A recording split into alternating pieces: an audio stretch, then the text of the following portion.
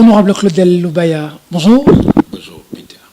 Un réel plaisir de vous recevoir encore aujourd'hui comme invité du journal.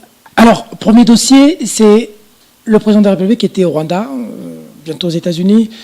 D'abord, votre regard sur cette tournée du président de la République. Peut-on dire que la situation, le cas isolé de l'RDC d'hier, aujourd'hui, il y a ouverture avec Félix-Antoine Tshisekedi Tshilombo? Merci. D'abord, je ne suis pas le porte-parole du président. Vous êtes un acteur politique. D'accord, très bien de le préciser. J'ai vu qu'il y a son déplacement au Rwanda qui a suscité quand même de réactions, ça et là. Surtout par rapport à sa présentation devant le mémorial. Tout à fait, j'ai vu qu'il a été au mémorial du génocide rwandais et qu'il s'y est incliné, que cela a suscité de controverses.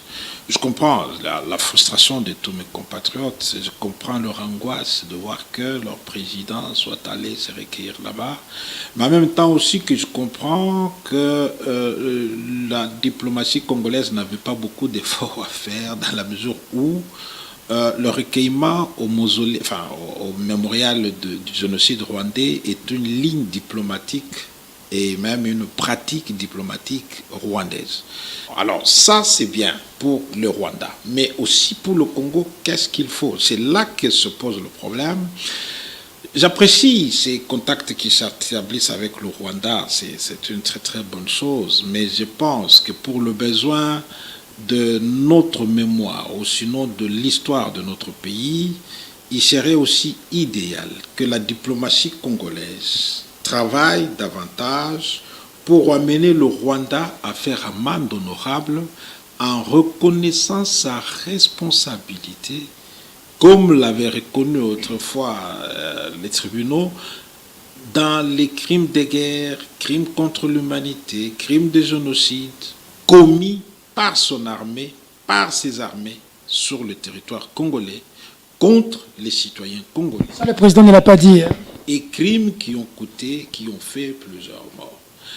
C'est pour cela que je dis que c'est bien déjà qu'il y ait des États qui se parlent, mais pour obtenir ça, il ne faut pas qu'on se taise, il faut qu'on se parle. Il faut que les deux pays se parlent et que l'État rwandais, le gouvernement rwandais comprenne, le pouvoir rwandais comprenne que pour le besoin d'aérer nos relations et de les rendre beaucoup plus humaines, mais aussi plus respectueuses des uns et des autres, que le pouvoir rwandais comprenne qu'il a tout intérêt à faire, comme je le dis, amende honorable en reconnaissant publiquement sa responsabilité dans les crimes de guerre et crimes contre l'humanité, crimes de génocide perpétrés sur le territoire congolais contre les citoyens congolais par l'armée hégémonique rwandaise. En polémique alors par rapport au CNSA qui aujourd'hui évalue la CENI. Votre réaction? Ce n'est pas non plus une question de polémique. Il ne faut pas faire des tabous ou en chercher là où ça n'existe pas. Le CNSA, nous savons dans quelles conditions il avait été initié. Accord de la Saint-Sylvestre pour sa mise en œuvre, le suivi de sa mise en œuvre, mais aussi la mise en œuvre, le déroulement de tout le processus électoral. Il y avait eu besoin de CNSA. Nous savions dans quelles conditions il devait être constitué. Mais en même temps que nous savons que le CNSA, en réalité, n'a jamais été mis en œuvre. Il n'a jamais été mis en place. C'est que ce qui existe aujourd'hui, c'est un monstre né de l'accord falsifié du Palais du Peuple. Accord falsifié. Aujourd'hui, c'est un monstre né des arrangements particuliers achetés ou vendus au Palais du Peuple. Ce qui a fait que les délégués du rassemblement, qu'on a voulu appeler rassemblement délimité, n'ont jamais siégé au CNSA.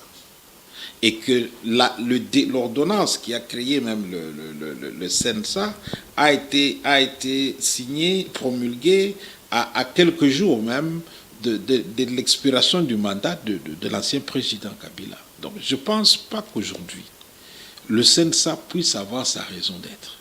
Parce qu'il était mis en place pour suivre le déroulé du processus électoral et en sait spécialement l'élection présidentielle, l'élection législative et les élections provinciales. Du moment que ces trois élections ont eu lieu, et que le CNSA n'y a même joué aucun rôle pour tout cela, je ne vois pas pourquoi aujourd'hui l'État congolais doit continuer à dépenser. Enfin, mon problème ici, ce n'est pas l'argent qui peut être mis à la disposition du CNSA. Non, mon problème, c'est l'existence d'un monstre qui trouble l'ordre institutionnel de notre pays. Le CNSA trouble l'ordre institutionnel. Exact. Dans quelle mesure? Parce qu'il n'est pas repris dans la Constitution. Et il était clairement dit qu'au lendemain des élections, nous devrions rentrer à l'ordre institutionnel. Et cet ordre institutionnel que j'ai ici ne reprend le CNSA nulle part. Le CNSA, c'était un mécanisme particulier, dans un contexte particulier. Il y avait eu 2 ans de bonus pour l'ancien président. Il fallait gérer cette période-là. Et pour gérer cette période... Le CNSA avait ces 2 ans-là? Non, pas du tout. Il fallait gérer 2 ans qui venaient. Il faut un CNSA pour suivre la mise en œuvre de l'accord. Mais nous le savons très bien. L'accord de la CENCO n'a jamais été mis en œuvre. L'accord de la CENCO n'a jamais connu un début de mise en œuvre. Et que ce qui est arrivé plus tard, c'est comme je l'ai dit, c'est un monstre du palais du peuple pour contourner ce qui se faisait à la CENCO. Tout le monde a été appelé au palais du peuple.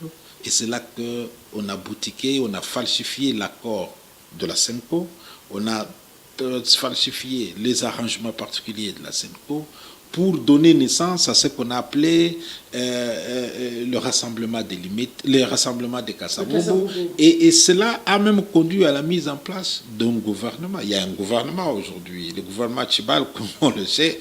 C'est comme je l'ai dit, tout ça est né d'une liaison incestueuse et il faut maintenant y mettre fin pour que la vie institutionnelle congolaise soit aérée. Il faut y mettre fin comment? Je ne demande pas 4000 voix. Le président de la République, en vertu de l'article 69 de la Constitution, il est le garant du bon fonctionnement des institutions du pays. Et à ce titre, il lui appartient de prendre l'ordonnance portant abrogation de celle mettant ou créant le CNSA. Et ça sera justice, mais surtout, ça fera respect. Parce que si nous voulons être sérieux aujourd'hui, nous ne pouvons pas accepter que le CNSA continue à fonctionner et à poser des actes. J'ai vu même que le CNSA organise des tripartites. Mais quelle tripartite? Parce que l'ensemble, une bonne partie de ses membres n'ont plus qualité. Il y en a qui étaient députés, qui étaient candidats, qui sont déjà élus. Il y en a qui ont échoué. Et j'ai vu qu'il y en a qui sont en train de retourner là-bas. Toutes ces instances qui troublent le fonctionnement harmonieux de nos institutions et qui entretiennent la confusion des rôles dans la gestion de l'État. Et parmi ces instances, il y a le CNSA, qui aurait pu déjà plier bagage depuis le 30 décembre 2018. Et continuer à le laisser fonctionner, je trouve que ça ne fait pas respect pour notre pays. Un mot par rapport à cette question lancée par votre collègue Délice Essanga sur la réduction de vos émoluments. Vous en pensez quoi, vous? L'honorable Délice Essanga n'a pas tort. Il a expliqué pourquoi il a demandé que le train de vie des parlementaires soit revu à la baisse. Mais il n'y a pas que le train de vie des parlementaires. Il y a aussi celui de toutes les institutions. C'est en fait l'ensemble des corps de l'État qui doit voir son train de vie revu à la baisse. Mais ça ne dépend ni du président de la République, ni du gouvernement. Ça dépend de l'Assemblée nationale. C'est nous, l'autorité budgétaire, et le moment venu, nous nous pencherons sur la question et je pense que ça ne posera aucun problème. Vous êtes d'accord? Ce n'est pas question d'être ou de ne pas être d'accord. Je pense que ça ne posera aucun problème. L'homme du peuple, l'UDA aujourd'hui, où se situe l'UDA? Du côté de Cash, Madame Élisée Mumba nous suit, nous a posé la question au vrai journal du côté de Cash, du côté de Lamuka. Elle voulait savoir, elle vous suit beaucoup. Peter, posons la question, première question, où se situe aujourd'hui l'UDA? Monsieur, je pense qu'il faut demander à madame que je salue, que je ne connais pas, mais que je salue, il n'y a pas de problème. Il faut lui demander de suivre la situation du pays et de l'analyser correctement. L'UDA est signataire de la charte portant création de l'Alliance de mouvements du Congo, AMK. Et à ce titre, nous avons présenté des candidats députés nationaux et provinciaux que nous avons, qui siègent dans les assemblées provinciales et à l'Assemblée nationale. Et donc nous sommes membres de l'AMK. le paysage politique congolais, nous savons comment il est organisé. Il y a le FCC, il y a le CACH, il y a Ensemble, il y a la MOUCA, il y a ceci, il y a cela. Mais nous restons une organisation autonome avec notre autonomie idéologique, organisationnelle et structurelle. Ah, d'accord. Et dit-elle, pourquoi avez-vous soutenu Félix Tshisekedi à la présidentielle? Cette question n'est plus à l'ordre du jour. Nous sommes au-delà de 3 mois des élections. Maintenant, nous sommes dans la gestion de l'État et il n'est plus question de revenir sur les vestiges du passé. Nous regardons de l'avant, tout simplement. Et la troisième question, quel est selon vous l'avenir de AMCA aujourd'hui? Se travailler d'une opposition ou comme une affaire avec Yungo qui dit il est avec Félix, ou est-ce qu'il faut être avec la majorité? Qu'est-ce qu'il faut faire aujourd'hui? Faire une opposition ou continuer la vérité des urnes ou traverser et soutenir Félix Tshisekedi? Sa troisième préoccupation. Nous travaillons pour le Congo. L'AMK a été créée pour travailler pour le Congo et donc nous continuons et continuerons à travailler pour le Congo. Très bonne relation. Sans coloration. Très bonne relation avec Moïse Katumbi toujours. Et continuerons à travailler pour le Congo. Et il n'est pas ici question de dire si on est en bonne ou mauvaise relation. Nous n'avons pas, nous comme AMK, de mauvaises relations avec quelqu'un, avec des personnes. Nos relations sont excellentes avec tout le monde. Quand je dis tout le monde, ce n'est pas des individus, c'est-à-dire les organisations. Bien entendu, à travers ces organisations, les individus qui les animent. Pour finir, dernière question, il pèse sur vos épaules le poids de votre père qui a lutté dans ce pays, qui a laissé un nom. Est-ce qu'il vous arrive parfois, lorsque vous posez des actes, d'y penser, de vous dire que tout ce que je pose comme acte pourra à un moment ou d'autre écorcher l'image du père? Est-ce que c'est un poids?